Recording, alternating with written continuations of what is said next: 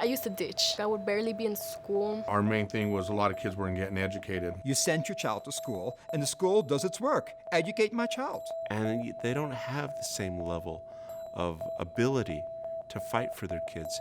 We have to change the dynamics of even what a teacher looks like. We need more teachers of color in the classrooms. You can't afford to live off a teacher's salary. There are people who stand in front of our kids to educate them who don't believe in that. Just having a school that's racially integrated doesn't mean the gap goes away. Major funding for Standing in the Gap provided by the Gates Family Foundation, a Colorado foundation promoting excellence and innovation in Colorado schools since 1946. Daniel and Janet Mordecai Foundation, the Colorado Office of Film, Television, and Media, the Piton Foundation, and Rose Community Foundation. With support from these fine organizations and viewers like you, thank you.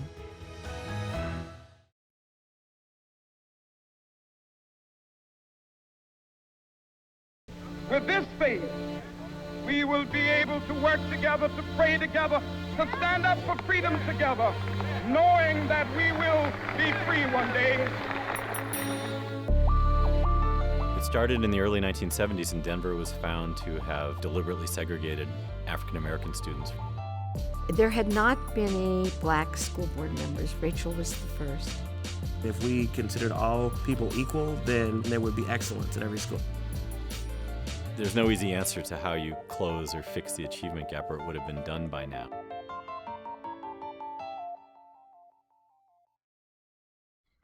Once an affluent white suburb of Denver, Southwest Denver today is predominantly Hispanic, with immigrants from Mexico and Latin America, including others from Southeast Asia and China.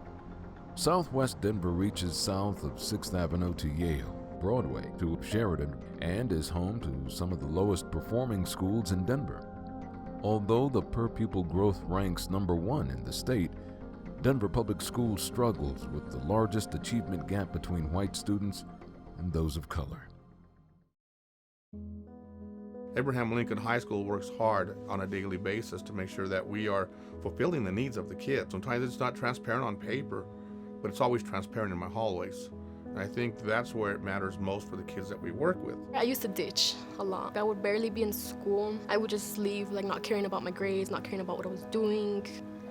And I had really bad grades. I had around 5Fs. That one time when they caught me, when they put me to Medina's office and they were talking to me about that, I was just laughing.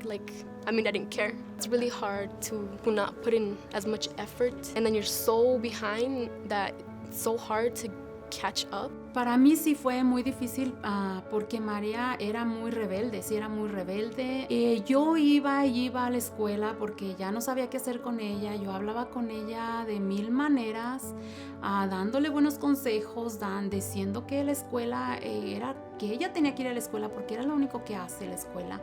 Ella no trabajaba, ella no hacía nada más que ir a la escuela. Su trabajo era ir a la escuela y era lo que ella tenía que hacer, mas no lo hacía. A mí me daba mucha vergüenza ir ya con los maestros cuando ellos me hablaban para decirme, pasa esto con su hija María.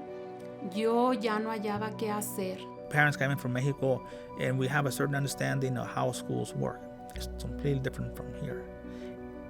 And then you throw in the race question and how people see the value in human beings. Yo pienso que sí todavía existe el racismo en las escuelas públicas, porque me ha tocado ver también niños blancos que ven niños mexicanos que no hablan el inglés, el idioma, y hasta se burlan de él. Ahora yo lo puedo decir porque ahora yo lo entiendo un poco y puedo escuchar cuando ellos están riendo del otro niño que no habla inglés. It's just something that people won't change because everybody has different mindsets. Everybody thinks differently. You're going to judge somebody else just because they're not the same color as you. It's not cool. Denver Public Schools has a long history of racism inside the system, and it's in there. And it's reflected on priorities. It's reflected in how they deal with discipline. It's reflected on how they're even dealing with the quality of the food in the schools and the programs and the priorities and spending money. Not saying that somebody's racist, but it's impossible not to admit that if we live in a society like we have now, where racism is rampant, it's systemic. It has to affect us. You just don't get a teaching degree and come up clear of all influences from society and you step into the halls of the classroom and everything else vanishes away. The reality and the facts don't bear that out. We all live in a society with significant biases, and these biases have been built up over generations and over years, and I think it would be foolish for all of us to say we have no biases. We all do. And it's extraordinarily important that we acknowledge those biases. We understand what they are, both subconscious bias and conscious bias, and it's one reason that we put a tremendous emphasis on education and awareness and discussion. In 1970, before federally mandated busing was instituted to integrate black students, nearly 100,000 students were enrolled in Denver Public Schools, or DPS. White enrollment was 62%, with Latinos 22%, and blacks just over 14%. Southwest Denver was home to many of Denver's police, firefighters, and city workers due to the stipulation that you had to live in Denver to work for the city and county. When we got into the Southwest Denver neighborhood, again, the Hispanic was the minority. The Anglo-Americans were the population of what was going on in here. Southwest Denver was kind of like the suburb. Evans wasn't even a paved road back in those days. That was the end of paved roads coming through here. Parents had us in a private school down the road here, Mile High Baptist School. Kept getting in trouble over there. Lived right across the street from Lincoln High School. Father just said, I'm not paying the money, and said, I'm sending you to the public school system. Found the wrong crowd right away. Got suspended out. Got home. My clothes were in the front yard. Father told me, if you want to be a man, go try the world and be a man. Gangs were really looking for kids, and I was looking for a family, so it was immediate contact for both of us. I left home at the age of 14. Eyes open for me about the age of 30, and 6 kids later. So I grew up in Southwest Denver. A number of kids were bused to schools in far southwest. So kids from Cheltenham, which is at Colfax and Irving, were bused to primarily non-Hispanic schools closer to Bear Valley. The whole northeast and southeast Denver busing was going on at the same time, and I think that's really where some of the real anti-busing sentiment came. People didn't want their kids to go to school with African American kids. Even though I'm not African American, I was just this close to it in my mind. The idea that people wouldn't want me to go to their school or my siblings to go to their school just because of our ethnic identity, it was hurtful. In the 70s, the Congress of Hispanic Educators brought a lawsuit against the Denver Public Schools for unequal treatment in student bodies. English language learners were not being educated in the same manner as English speakers. And they brought the lawsuit and they won. And so the DPS was under court order to provide equal access to education for all children in their schools. By the time federally mandated busing ended in 1995, DPS enrollment had dropped to only 64,000 students, and the racial makeup had shifted dramatically to 27% white, 46% Latino, and 21% black. White flight out of the district was notable in Southwest Denver, and today, students in Southwest Denver are still choicing out. In 2014, over 2,000 students left DPS to enter neighboring Jefferson County and Littleton school districts. The pre-busing segregation of black and white students has decreased, but today segregation exists between white and Latino students. If you looked at the southwest corner, you had Denver Public Schools, Littleton schools, and Jefferson County schools all competing against each other for students. During busing, the education leaders paid attention to were the white ratios at schools, and they weren't looking specifically too much at what the Latino ratios were. Late in the mid-90s, 95, they did an investigation, 2 years investigation. They found Denver Public Schools, again, guilty of discrimination against non-English speakers and students with special needs. In recent years, Abraham Lincoln High School has been one of the lowest performing schools in DPS. It is heavily Latino and low income. 93% of students are Latino, the highest percent among traditional DPS high schools. 85% of Lincoln students are impoverished, as measured by eligibility for government subsidies, free and reduced lunch. This is the highest percentage among traditional high schools in Denver. The poverty has really reflected sort of after the end of busing the return to the neighborhood schools. Neighborhoods with high degrees of poverty are still being reflected in the neighborhood school enrollment. All the work that we put in to integrate the system has come undone. 80219 is a big neighborhood. At one time we had the highest foreclosure rate and one of the highest welfare rates in the city of Denver. Our main thing was a lot of kids weren't getting educated.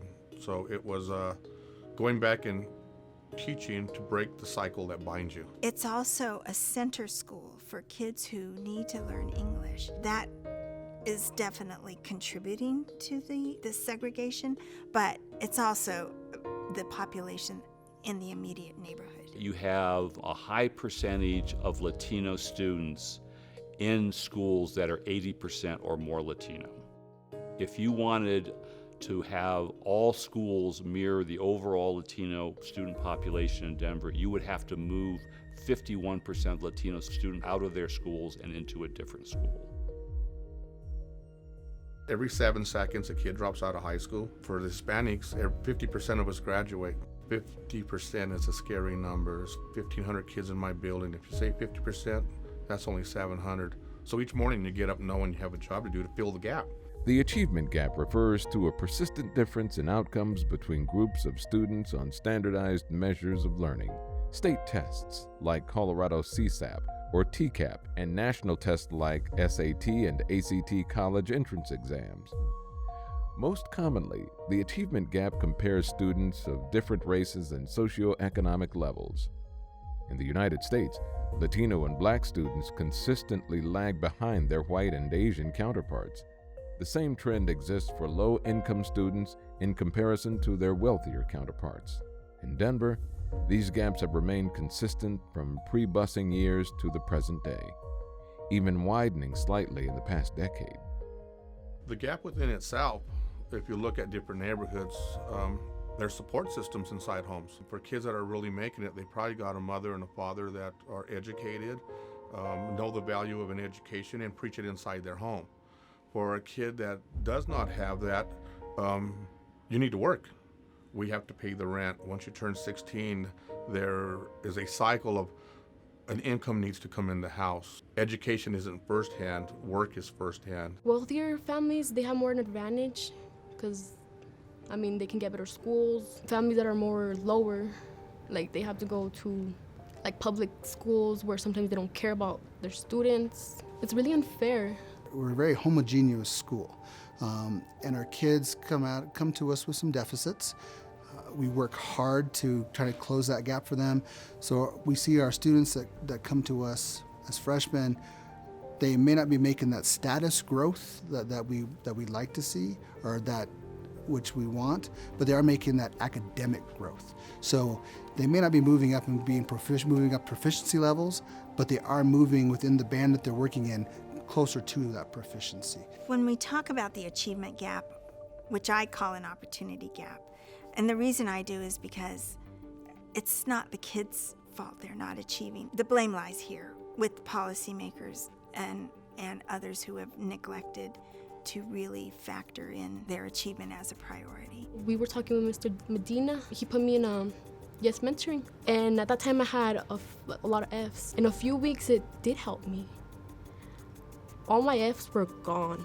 It was just surprising that I could get so far. I did my dissertation research on Mexican immigrants who made it to UCLA. And my research question was, help me understand how you're possible. Because everything I read says that if you're a Mexican immigrant and you're low income, you're not going to end up at UCLA. Yet here you are, and there's a lot of you here, so I need to understand how you made it. What I found out through that research process was that there is so much talent, not just Mexican immigrants, but any immigrant. I mean, this country was built in large part on the talents of immigrants who come here and believe in the American dream more than most of us who've been here for several generations. We have a lot of that in Denver, and we don't tap into it for some reason. And if you ask me, well, Nate, why don't we do more of that? I would say it's because we don't have the expectation that these students can perform.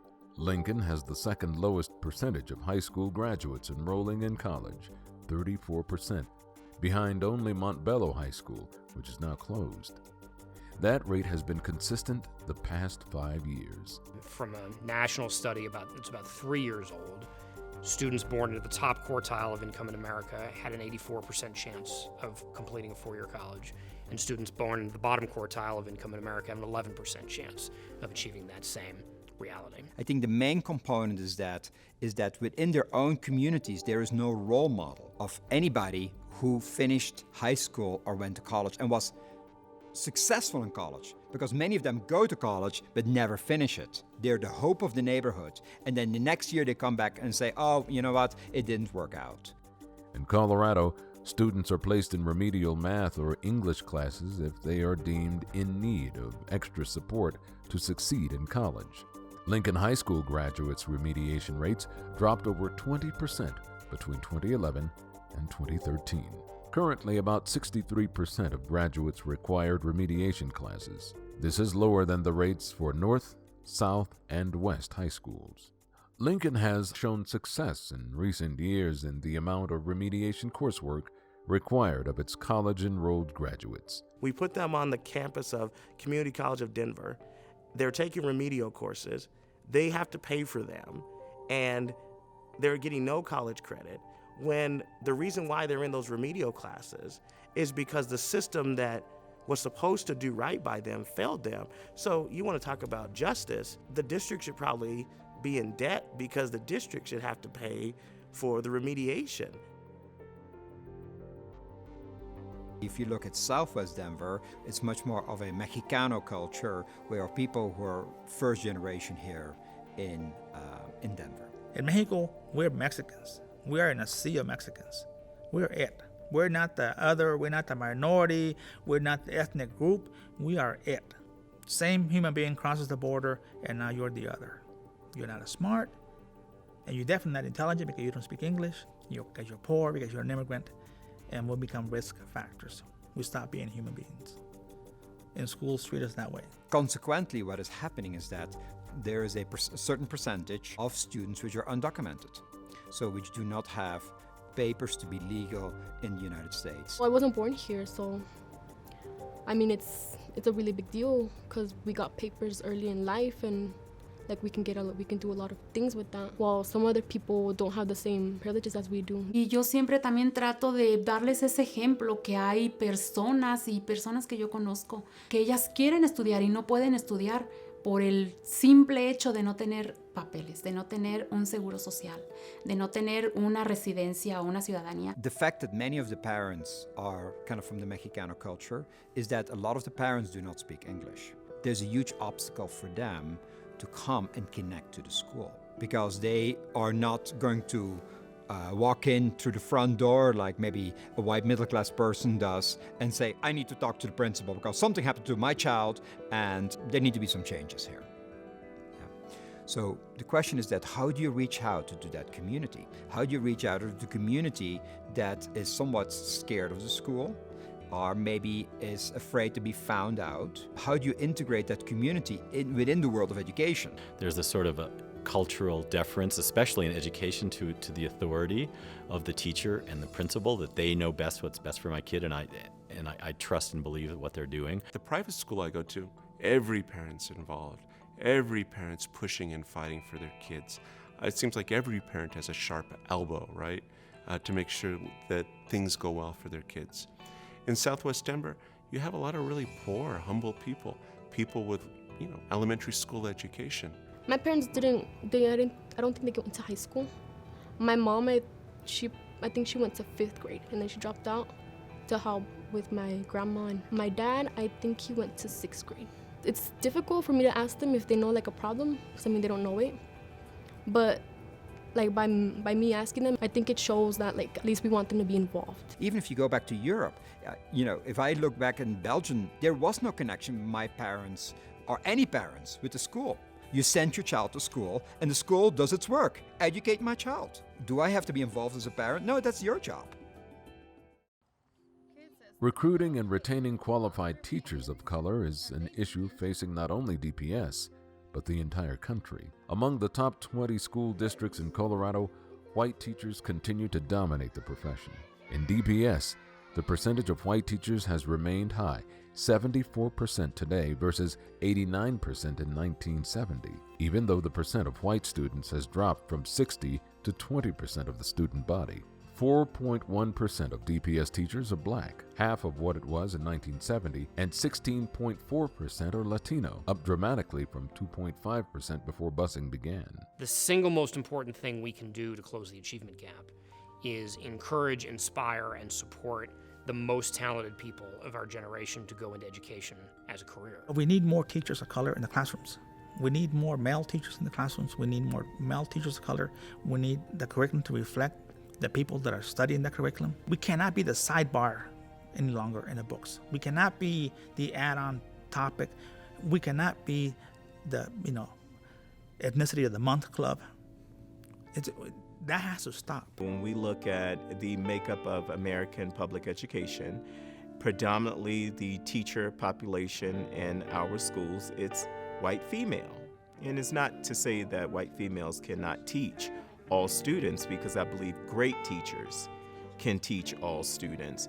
But it's also important for us to recognize and understand that there are times where students have to see and should see people who look like them. Most of the teachers who I thought challenged me were white teachers, mostly white females, and I think that's probably because that's mostly who's teaching. I had very few black teachers.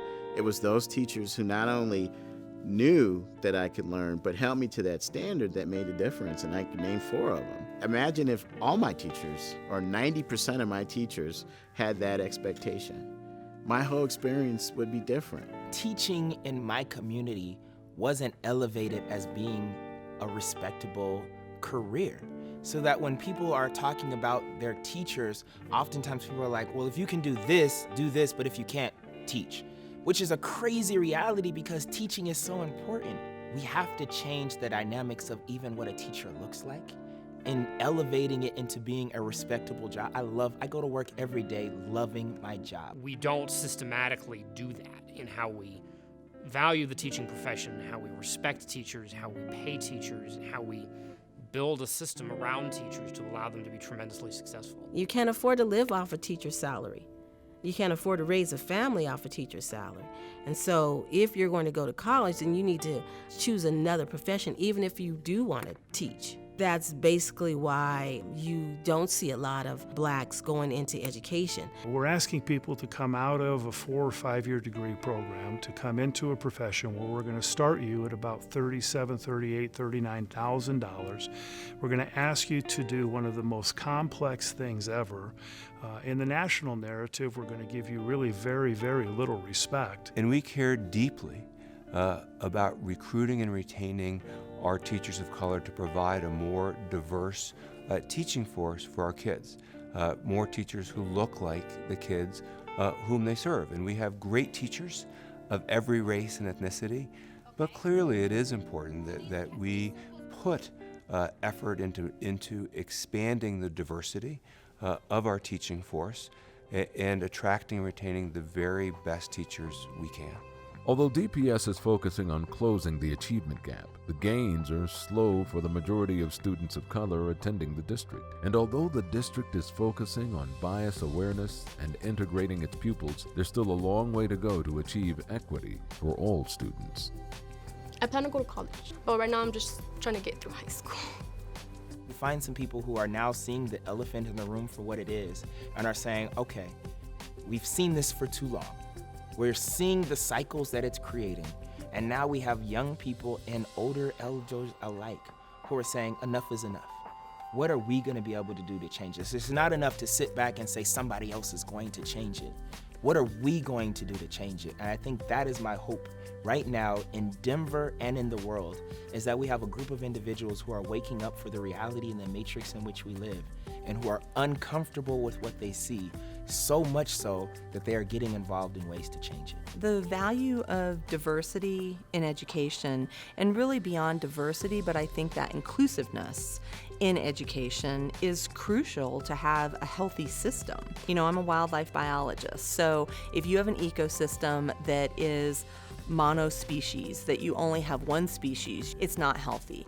I look at human systems the same way. And so you need to have that diversity. You need to have that inclusiveness. And beyond race and class, I think sexual orientation, I think gender diversity, I think perspective diversity opens up people's minds to learning and makes it fun. Just having a school that's racially integrated doesn't mean the gap goes away. Absolutely, having a school that is integrated economically and racially is a good thing for all kids. But it's only one piece of a set of efforts that needs to go into closing our gaps. Really focusing on attracting and keeping the very best teachers and school leaders in that school, making sure our kids who are behind get more learning time and individualized attention. All of that goes into closing the achievement gap. We are really focused on closing the opportunity gap. I'm hopeful that if we continue with our focus on the child, regardless of an integrated or segregated environment, that we can create great educational opportunities for them. And Denver's going to be better for it.